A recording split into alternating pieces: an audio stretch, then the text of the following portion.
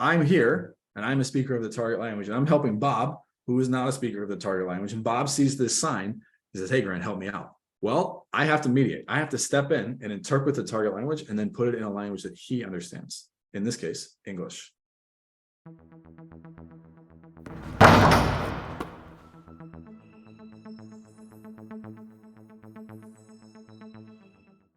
But yes, right, we'll stick with three main reasons. The first one, what is the purpose of language? Why do students sign up for our courses? They don't sign up for a graduation requirement, though some of them might.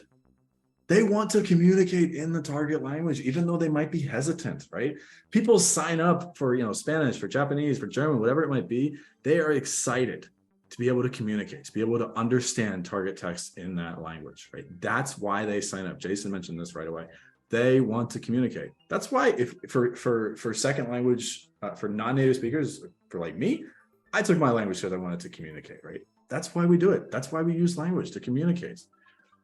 Do we want our students coming into class ready to conjugate verbs and do grammar? Do we want them ready to come into class to use the actual language? That's the purpose behind it. Yes, a little bit of grammar practice can help, but what is our main focus, right?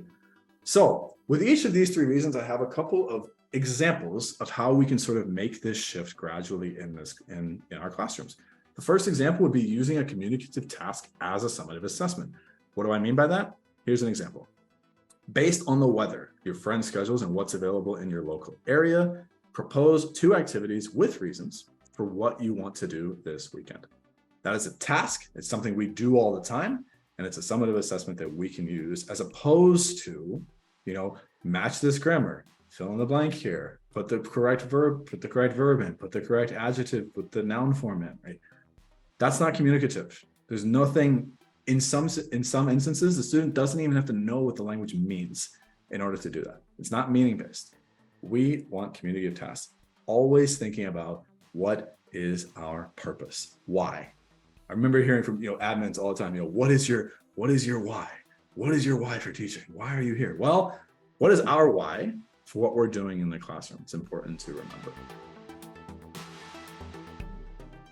Number 1, 3 questions to ask yourself. There'll be a lot of questions on each side, but 3 main ones to ask yourself, your team, whatever it might be, whoever you are working with. 1, is meaning interpretation a central part of input-based materials? Here's what I mean by that. When you assess interpretive, right, listening or reading, and you do assessments or practice, you force your students to make meaning of the target language. It's really important. Here's what I mean by that. Shared language follow-up questions, you have ranking, sorting, categorizing, some mediation. We'll see examples of all of these coming up. And then what I like to call strong multiple choice questions, which I'll talk about as well.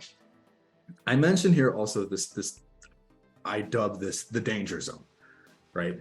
Where you provide input in the target language, say a sample text, a paragraph, and you have students summarize and answer questions in the target language as well, right? Where you have questions in the target language. I think inherently, the intention is great. You might say, oh, well, we're doing the whole 90% target language thing. It's all in Spanish, or it's all in French, it's all in German. The problem here is that you're opening the door to students just parroting that language back to you. And the problem is that you have no idea if you know that they know what it means. If you're asking a question in Spanish and they're just pulling something straight from the text or straight from the audio that they heard, then they're just parroting it. They're parroting it back to you. You have no idea if they actually know what they mean, if they know what it means, right? They might, but you don't know that. That's why I advocate these shared language. So the shared language of your class, right? English, or whatever that might be, wherever you are, including true or false questions, because then they can't just copy language back, and they actually have to know, hey, if I'm getting asked a question in English based on a text I read in French, they have to know what it means in French. Let's see some examples of what I'm talking about here on extempore. Hey, look, extempore.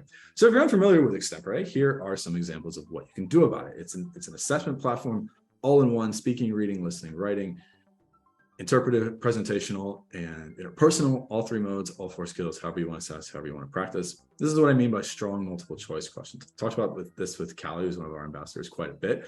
But I really, really like this. I think it's really valuable, right? You have a reading in the target language. This was from when ACTFL was in Boston. I pulled a text straight from Wikipedia, sampled question here. But then the question for this, you have the reading, the student does the reading.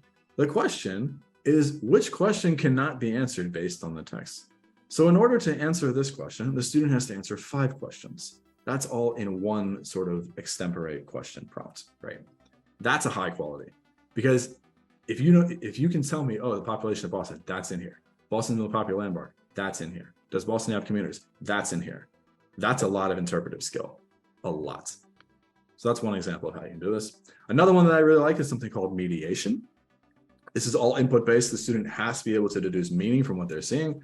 A friend of yours saw this sign and wants to know what's being offered. Mediation is where I'm here and I'm a speaker of the target language and I'm helping Bob, who is not a speaker of the target language. And Bob sees this sign.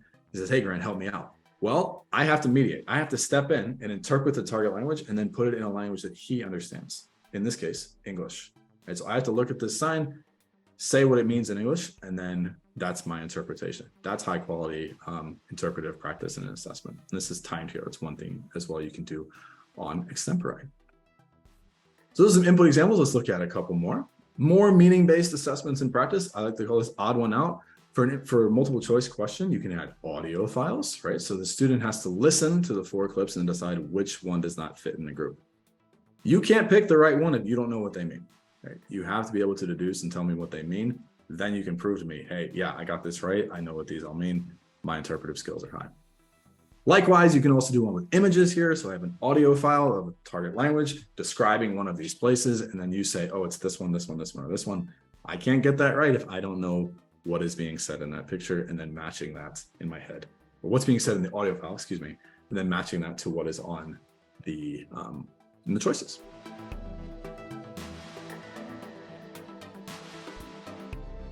Final question for you all to consider.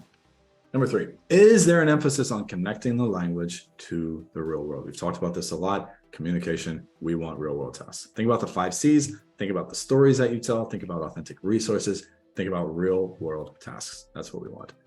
Apply the language to the students' lives. Go from small tasks, lowercase t, to big tasks. And then obviously focusing on high frequency vocabulary.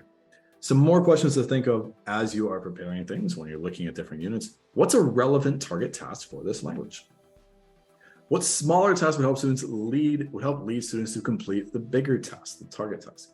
How can students embrace the my language is me concept? I think that's pretty helpful as well. And then finally, are there opportunities to use the target language beyond the classroom, right? So one that I'm going to show you coming up is the post-grad life unit, which I only got to teach a few times, but I really enjoyed, because students who are in high school and college, many students that we teach, all they hear about is, oh, what are you doing after school? What are you doing after graduation? Where are you going? Like, that's always going to be relevant for them, right? And then what are the smaller tasks that we can use to help students get to finally do the bigger T target task? You'll see a theme here as we talk about communication. Yeah, Martha, I will be sharing the slides later. The theme of communication is, what are we doing with the language? Not what are we learning about the language, what, double object pronouns or noun and adjective agreement. What are we doing with this language? Always thinking about that. Let's see some more examples on extempore. A weather task. I like this. It's a summative. It's very straightforward, but again, it's students producing their own language. You could, in theory, of course, add some starter phrases here. I did not, but you could. Look at the forecast, listen to a message from your friend Xiaowang, and finally respond to him logically using the image and information provided. This is a real world task. This is something we do all the time. Hey, Bob, what do you want to do over the weekend? Let me get back to you and look at the weather first. Something we do all the time. What I like about with extempore is that you can set timers, right? So the student only has a certain time to prepare a response. You can also control how long they have to respond. And this guarantees, as Dora said way at the beginning, spontaneous response. They're not copying anything. They're not memorizing anything. It's their own language. It's communicative. Hanging with friends, yes. Another task that I like is the post-grad life task. I mentioned this earlier, something that's relevant to all students. At your internship in Shanghai Momo this summer, you really enjoyed your time, so on and so forth. Talk to your supervisor about future goals and what you can do later. Right? These are all tasks that we can use with our students that are fully communicative and assess their abilities to use the target language.